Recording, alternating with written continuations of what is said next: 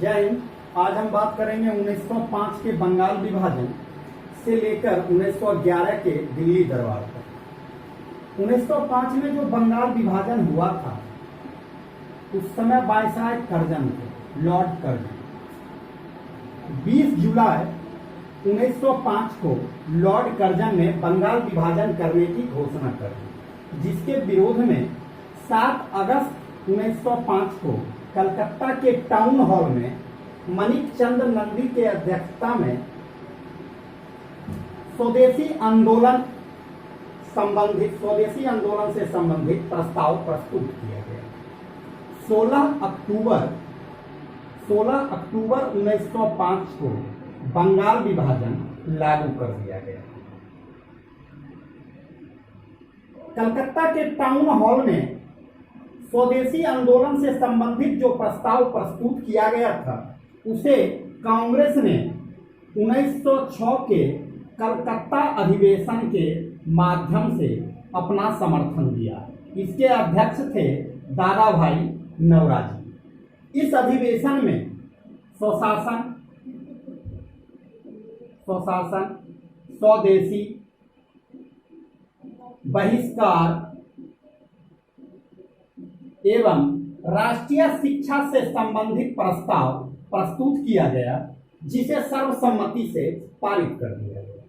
अतः कांग्रेस ने कलकत्ता अधिवेशन के माध्यम से स्वदेशी आंदोलन को अपना समर्थन दिया। स्वदेशी आंदोलन चलाने के तरीके को लेकर 1907 में कांग्रेस 2 भागों में बट गया, गरम दल, नरम दल। गरम दल के अनुसार ये अधिवेशन नागपुर में होना था, जबकि नरम दल के अनुसार ये अधिवेशन गुजरात में होना था। गरम दल लाला लाजपत राय को अध्यक्ष बनाना चाहता था, जबकि नरम दल गोपाल कृष्ण गोखले को कांग्रेस का अध्यक्ष बनाना चाहता था। 1907 में नागपुर में प्लेग फैल जाने के कारण यह अधिवेशन गुजरात के सूरत शहर में ताप्ती नदी के किनारे संपन्न हुआ। इसके अध्यक्ष रास बिहारी घोष बने। चूंकि गरम दल कांग्रेस से अलग हो चुका था और गरम दल के आंदोलन चलाने का तरीका जो था वो काफी उग्र था, और इस उग्रता पर अंकुश लगाने के लिए अंग्रेज सरकार ने 1908 में फौजदारी अधिनियम, विस्फोटक पदार्थ अधिनियम, अपराध निरोधक अधिनियम लाया। और इस अधिनियम का सबसे पहला शिकार गरम दल के प्रमुख नेता लाल, बाल और पाल बने। इन्हें 6 साल की कैद हुई। लाला लाजपत राय को एंडरसन ने, बाल गंगाधर तिलक को निरसन ने, जबकि बिपिन चंद्र पॉल को नियोन नामक अंग्रेज अधिकारी ने गिरफ्तार किया। लाला लाजपत राय और बिपिन चंद्र पॉल इन्हें अंडमान निकोबार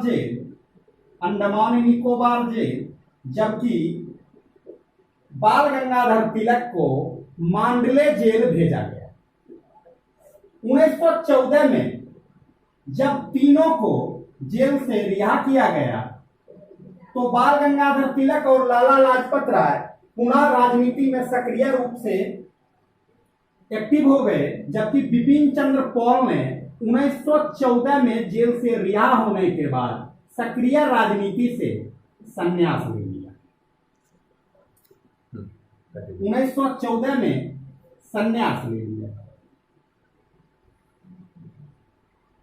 चूंकि 1906 के कलकत्ता अधिवेशन में राष्ट्रीय शिक्षा से संबंधित प्रस्ताव पारित किया गया था और इसके परिणाम स्वरूप 15 अगस्त 1906 को राष्ट्रीय शिक्षा परिषद का गठन किया गया। राष्ट्रीय शिक्षा परिषद का गठन किया गया और इसी के माध्यम से बंगाल नेशनल स्कूल के पहले प्रधानाचार्य अरविंद घोष बने। अरविंद घोष क्रांतिकारी संत के नाम से जाने जाते थे। इन्होंने 1908 में राजनीति से संन्यास ले लिया और पुडुचेरी में अराविले आश्रम की स्थापना की। चूंकि बंगाल विभाजन से भारत के जनता के अंदर आक्रोश की भावना उत्पन्न हो रही थी और इसी आक्रोश से निपटने के लिए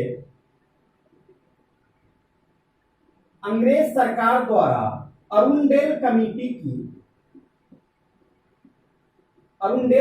की स्थापना की गई और इसी अरुणडेल कमेटी के अनुशंसा पर 1911 का जो दिल्ली दरबार आयोजित किया गया था जॉर्ज पंचम तथा महारानी मैरी के स्वागत में, तो इसी दिल्ली दरबार में अरुणडेल कमेटी के अनुशंसा पर बंगाल विभाजन रद्द कर दिया गया।